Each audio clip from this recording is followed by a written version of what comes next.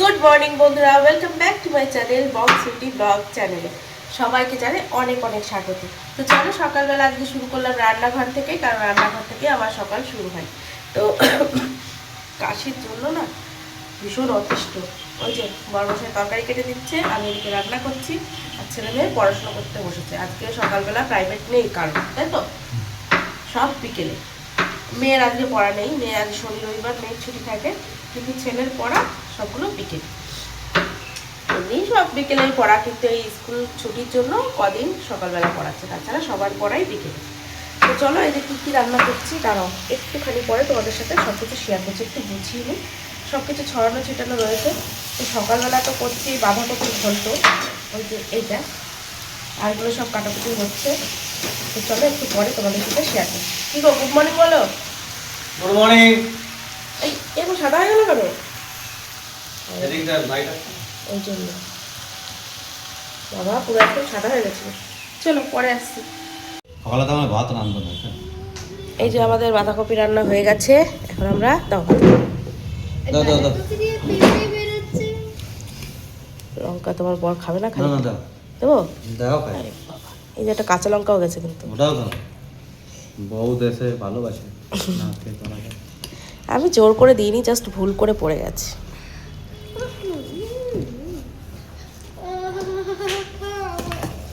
কি হা হা হা হা করছে? এখনো পা ব্যথা করছে? কি যে যন্ত্রণা আমার মেয়েটার, খালি পায়ে ব্যথা করে না মা। চলো খাওয়া দাওয়া করে নি। নীলাদ্রি আসো। না খেলে কি পায়ে ব্যথা কমে যাবে? আমি খাইয়ে দেবো মা। না খালি উঠে চলে যা, ঘরে চলে যা। যা যা যা যা। আমি খাইয়ে দেবো বলেছি, বসো। যাক না। না না খেয়ে নেবে। আমি একটু পরে। তো আমরা এখন ফেস প্যাক মেখেছি, কি বলো তো, মুসুরির ডাল, চাল আর একটু রান্নার হলুদ। তো এই যে আমার বরকেও দেখাতে পাচ্ছি না পুরোটা, বুঝেছো? তো যাই হোক, এখন একটুখানি রাখবো, রেখে 10-15 মিনিট রেখে তারপরে যাবো স্নান করতে। দেখি, আমার না মুখে প্রচণ্ড পরিমাণে তিল হচ্ছে ছোটো ছোটো, সেগুলো দেখা যাচ্ছে। পার্লারে গিয়ে ঠিক দুধ হয় না, এত এত টাকা, বাপরে বাপ। তো যাই হোক, রান্নাবান্না সব কমপ্লিট, তোমাদের সাথে দেখাবো, এখনও দেখানো হয়নি রান্নাগুলো।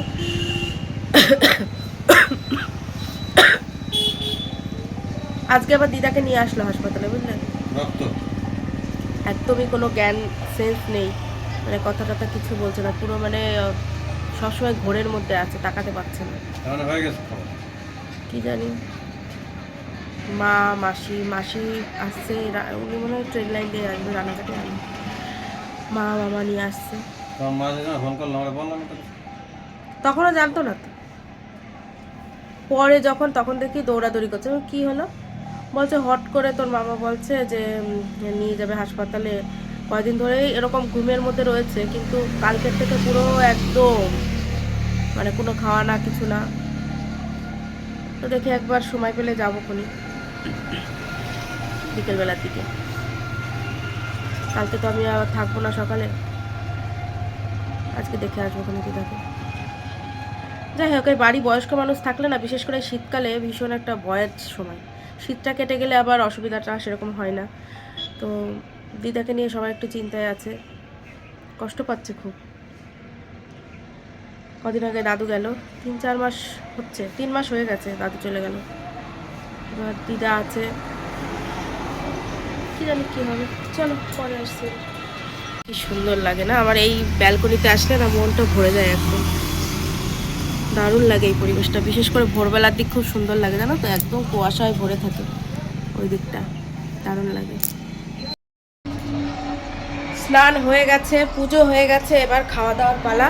চলো খাওয়া দাওয়া করি, তার আগে দুপুরে কি রান্না করেছি সেটা তোমাদের সাথে একটু শেয়ার করে নিই।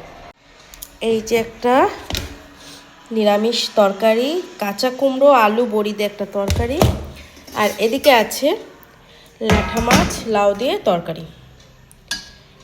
চলো, আজকে মাছ শেষ হয়ে গেল, কালকে তো আমরা এক জায়গায় যাবো, ওই জন্য আর বাজার টাজার করবো না।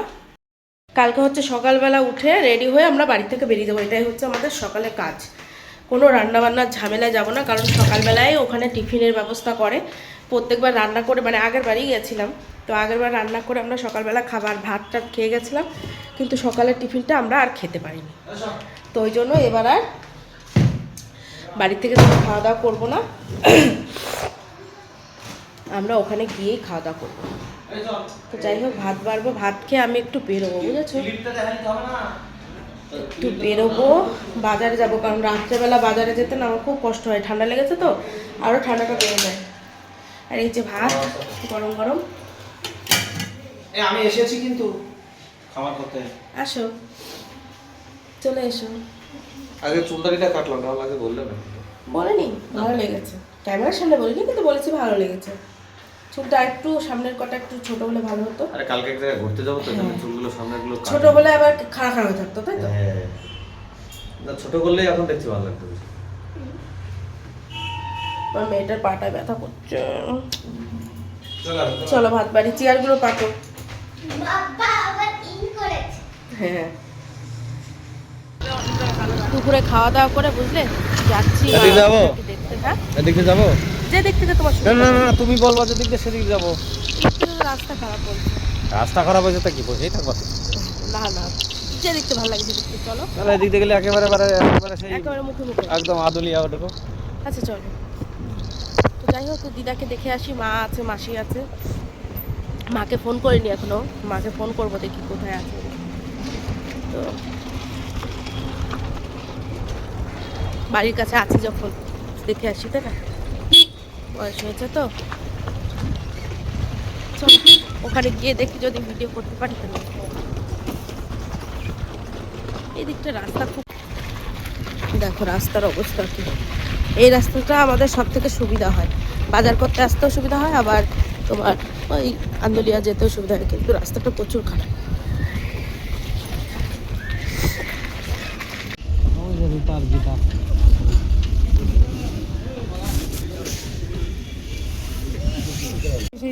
ওই পাশেরটা, ওই পাশেরটা। বাড়ি চলে যাচ্ছি, মা মাসি মামা সবাই রয়েছে, বাড়ি যাচ্ছি আমরা। এই যে আমার বড়মশাই দাঁড়িয়ে, এখন একটু যাবো বাজারে, চলো।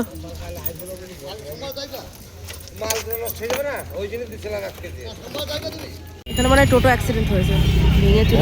লোকের মাথাটা সামনে তাকাও তুমি, টোটো পুরো বুঝকে গিয়েছে গা।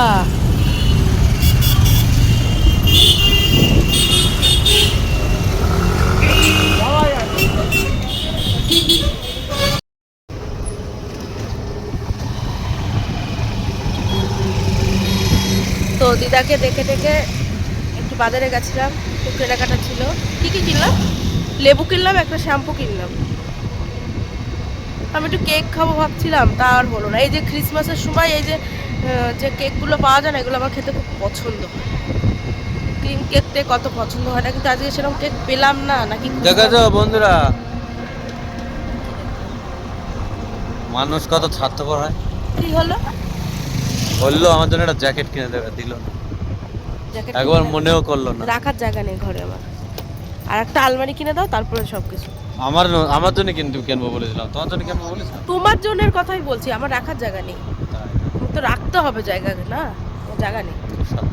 আগে আলমারি কিনে দেবো, তারপর কেউ ফোন করছে। রাস্তায় একটু দেখতে দেখতে যাও, পড়ে চলে নাকি। কি মাথা খারাপ, কফি ছোট ছোট 10 টাকা দামের দুটো কফির প্যাকেট কিনেছি, যে ঠান্ডা পড়েছে একটু কফি খাবো, তা সেই পয়সা দিয়েছি 20 টাকা, কিন্তু সেই কফি আমি নিইনি। তাই এখন আবার ছেলেকে বললাম, বাবার নিচে না, টিউশনে যাবেও। আর এদিকে দেখে আমি কফিই নিইনি, আমার হাতে কফি নেই। আবার সেই যেই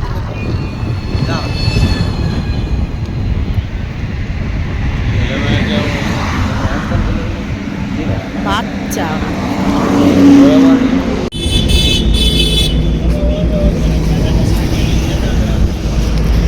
আমি কফিটাই নিইনি।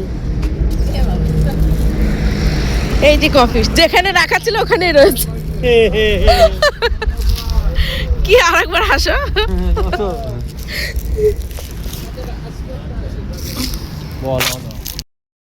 কফির যা দাম, তাতে তেল পড়লো আমার বেশি। হ্যাঁ, তেল কোথায়? কফি ওই কোনটার উপরে রেখেছিল ওখানেই রয়েছে, উনিও খেয়াল করেনি, আমিও খেয়াল করিনি।